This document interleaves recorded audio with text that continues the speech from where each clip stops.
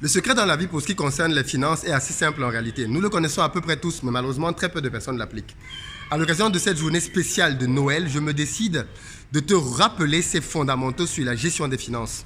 Quiconque veut s'enrichir, et tu peux répéter ça à qui tu veux, il n'y a pas une autre solution, quiconque veut s'enrichir doit respecter fondamentalement un principe en ce qui concerne la gestion des finances. Et le principe est le suivant: dépenser moins que tu ne gagnes. C'est simple, n'est-ce pas? Et c'est logique. Il se trouve que dans la réalité, ce principe est très difficile à appliquer, tant pour les personnes que pour les entreprises. Je vais te donner quelques exemples pour que tu te rends compte à quel point ce simple principe de base est la raison pour laquelle beaucoup de personnes financièrement ne s'en sortent pas. Et crois-moi, si tu veux réussir dans la vie pour ce qui concerne le domaine des finances, il n'y a pas 4 chemins possibles. Dépenser moins que tu ne gagnes. Alors, prenons justement une entreprise que beaucoup d'entre vous connaissent, Cdiscount, qui est une entreprise qui finalement est assez connue à l'international. Cdiscount est arrivé au Cameroun il y a de cela quelques années. Et très peu de gens savent même que Cdiscount a finalement fait faillite et a refermé ses portes. Et en discutant il y a de cela quelques semaines avec un jeune homme ici sur place, il m'a expliqué pourquoi est-ce que Cdiscount avait fermé.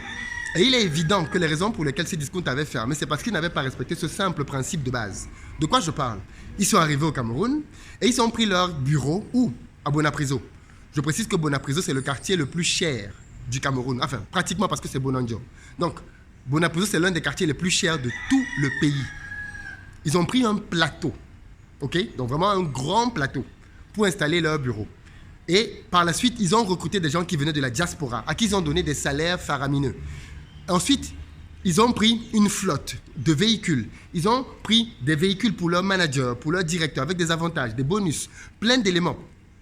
Et tout ça peut sembler beau, n'est-ce pas? On peut se dire, mais oui, c'est normal, c'est une grosse structure. Quand ils viennent s'installer quelque part, il faut qu'ils respectent un certain nombre de normes, un certain nombre de principes internationaux, de standing et ainsi de suite. Mais il se trouve que, fondamentalement, toutes ces charges qu'ils se sont mises ont contribué à les mettre dehors. De quoi je parle? Vous devez bien comprendre une chose, qui est vraie pour qui est vrai tant en entreprise que dans les relations, que dans le domaine particulier. Si vous voulez réussir dans la vie, vous devez décoller léger. Quand vous voulez créer un business, vous devez surtout ne pas commettre cette erreur-là qui consiste à vous accumuler les charges. Reprenons le cas de Cdiscount. Qu'est-ce qui les obligeait à aller prendre un bureau dans le quartier le plus riche du pays quasiment? Le travail qu'ils font, ce n'est pas un travail dans lequel ils reçoivent du public. Ce n'est pas comme Orange, où on va dire que les clients vont venir dans ton bureau tous les jours. Ils font un boulot pour lequel on n'a pas besoin de les rencontrer, puisqu'ils travaillent avec Internet fondamentalement. Donc, ils auraient pu prendre un petit bureau, même dans une chambre cachée au fin fond du pays, que ça ne dérangerait pas en fait. Par contre, ils sont allés là où ça coûte le plus cher. Ils ont fait venir des managers de l'étranger, managers qui ne comprennent pas le contexte local, qui ont beaucoup de temps pour s'acclimater, et des règles qui ne sont pas efficaces tout de suite. Autre erreur, donc ils auraient pu prendre des gars locaux qui allaient donner la performance nécessaire tout de suite en étant payés 5-10 fois moins cher et sans avoir besoin de tous les avantages qu'ils ont pu se donner pour pouvoir faire bonne presse. Et il se trouve que ce piège-là, je vois beaucoup d'entrepreneurs tomber dans ce piège-là. Beaucoup d'entrepreneurs qui veulent lancer leur business s'embarrassent très rapidement de beaucoup trop de charges. Beaucoup de gens se disent, oui, mais il faut que je lance ma société, il faut que j'ai mon véhicule de fonction, il faut que j'ai mes bureaux dans un très beau quartier, il faut que j'ai mon assistante, il faut que j'ai mon gardien, et ainsi de suite, et ils accumulent des charges. Et ils ne comprennent pas que plus une entreprise est lourde, et moins il lui est facile de décoller. Pour qu'une entreprise décolle, tout comme un individu dans la vie, il faut qu'il soit léger. Prenons donc le cas personnel. Beaucoup de personnes en Afrique ont du mal à réussir dans leur vie à cause de leur famille, et ça, il faut que les gens l'entendent. Parce que dans nos sociétés, les familles sont des éléments de charge énormes. Il suffit que le jeune homme trouve un petit boulot pour que la famille commence à faire de lui une poche qu'ils vont ponctionner tous les mois. Il faut qu'il paye la pension de tel enfant. Il faut qu'il paye la scolarité de tel autre enfant. Il faut qu'il... ensuite, il faut qu'il... maintenant, chaque fois qu'il y a un problème dans la famille, c'est vers lui qu'on vient. Quand un enfant est malade, c'est à lui qu'on envoie. Donc, tout de suite, il est bombardé de charges. Et comme en plus de tout cela, lui-même, il faut qu'il déménage pour aller dans un bon quartier, puisqu'il a maintenant il a un salaire. Il faut qu'il puisse acheter une voiture, puisqu'il est maintenant respectable. Et si la fille avec qui il est une irresponsable financièrement, eh bien, ils vont se retrouver à accumuler tous les deux énormément de dépenses pour améliorer leur style de vie. C'est à ça qu'on reconnaît les pauvres d'ailleurs, entre guillemets. Les pauvres, quand ils gagnent plus d'argent, ils augmentent leur style de vie. Les riches, quand ils gagnent plus d'argent, ils le réinvestissent. Ils n'augmentent pas leur style de vie. Et c'est super important de comprendre ça. Qu'est-ce que je veux dire par là? Quand un pauvre a un peu plus d'argent, tout de suite, il entre dans une logique de consommation. Il veut dépenser cet argent pour se faire plaisir à travers plusieurs choses. Quand un riche gagne de l'argent, eh bien, ce qu'il pense à faire, c'est de réinvestir cet argent-là pour que cet argent-là produise des bénéfices. J'en parlerai davantage dans une prochaine vidéo. Mais dans tous les cas, beaucoup de nos jeunes, même des moins jeunes, ont eu leur vie plombée à cause des familles, parce que les familles sont des grandes sources de grandes dépenses sur le continent. Et clairement, si tu veux réussir dans la vie en termes de finances, il va falloir que tu apprennes à dire un mot magique, ça s'appelle non. Et ce que je dis là va faire mal à beaucoup de gens, mais parce que je me rends compte que beaucoup de jeunes gens, hommes comme femmes, ne savent pas dire non. Ils ne savent pas dire non à leur père, non à leur mère, non à leur soeur, non à leurs copains, non à leurs copines. Si tu veux réussir financièrement, l'un des mots auxquels tu vas devoir t'habituer, c'est non. Il faut que tu apprennes à dire non. Ton père te demande de l'argent en extra? Non. Ta mère te demande de l'argent en extra? Non. Ton oncle, ton frère, son enfant est malade? Non.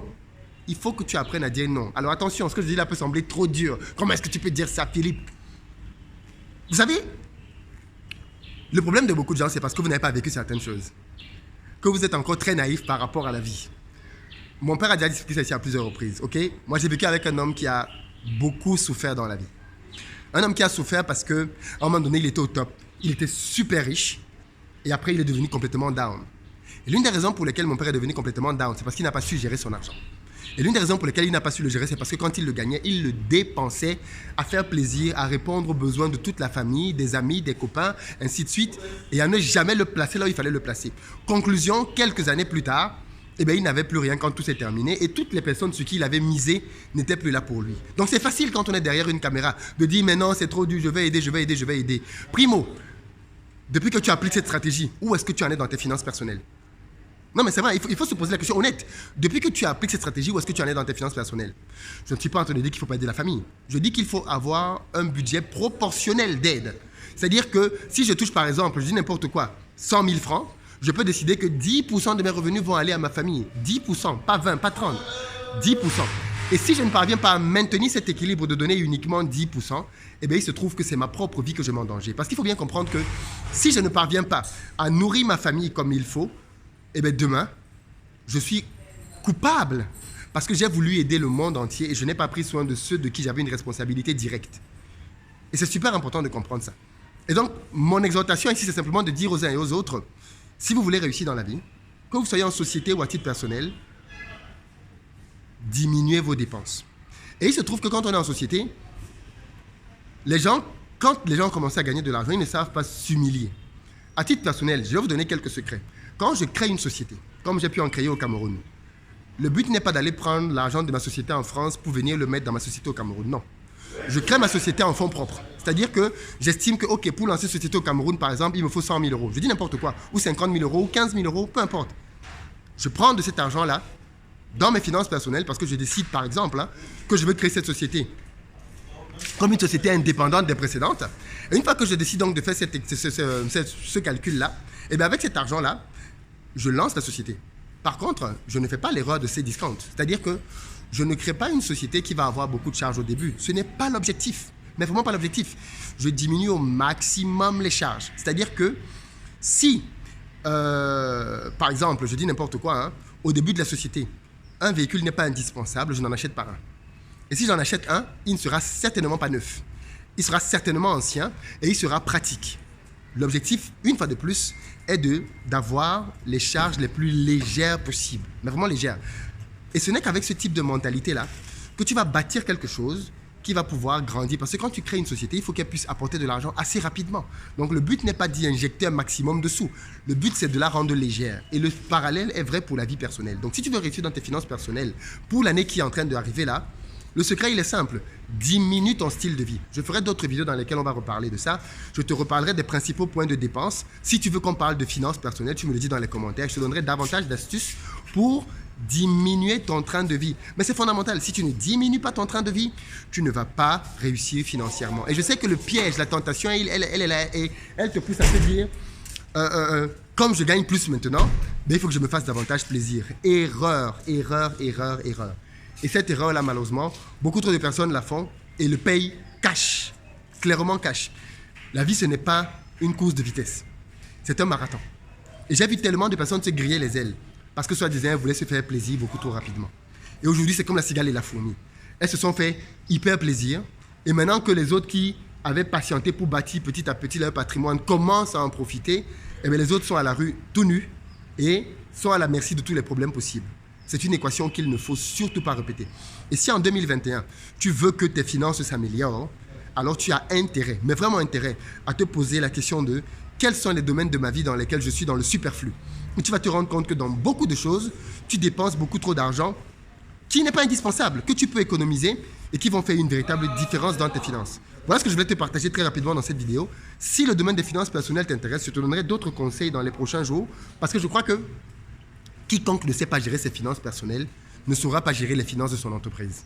Et clairement, il ne sert à rien d'être une passoire. Parce que quand on est une passoire, peu importe la quantité d'eau que l'on va verser, tu la perdras. À très bientôt.